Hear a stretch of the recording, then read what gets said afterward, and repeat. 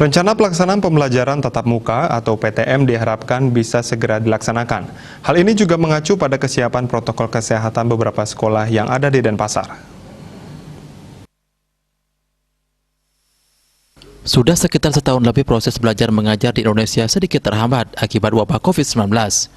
Dunia pendidikan di Indonesia menjalankan sistem daring selama setahun belakangan untuk mencegah penularan virus corona melalui klaster pendidikan. Rencana dibukanya pembelajaran tatap muka PTM pada bulan Juli mendatang disambut baik oleh sejumlah sekolah. Kepala SMK PGRI 3 Denpasar, Nengah Madiatnyane menyatakan akan senantiasa mengikuti aturan yang dikeluarkan oleh pemerintah. Pihaknya sendiri telah siap menerapkan protokol kesehatan yang ketat apabila PTM segera dibuka. Tapi bagi kita di sekolah kita tetap menyesuaikan dan tidak lupa selalu taat dan mengikuti protokol kesehatan.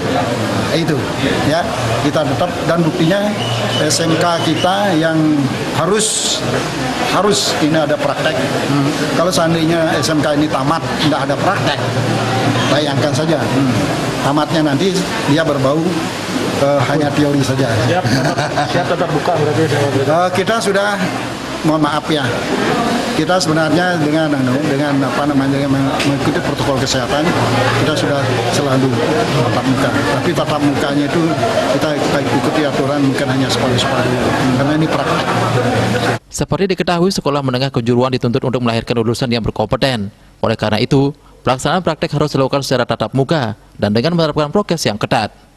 Handika, Bali TV.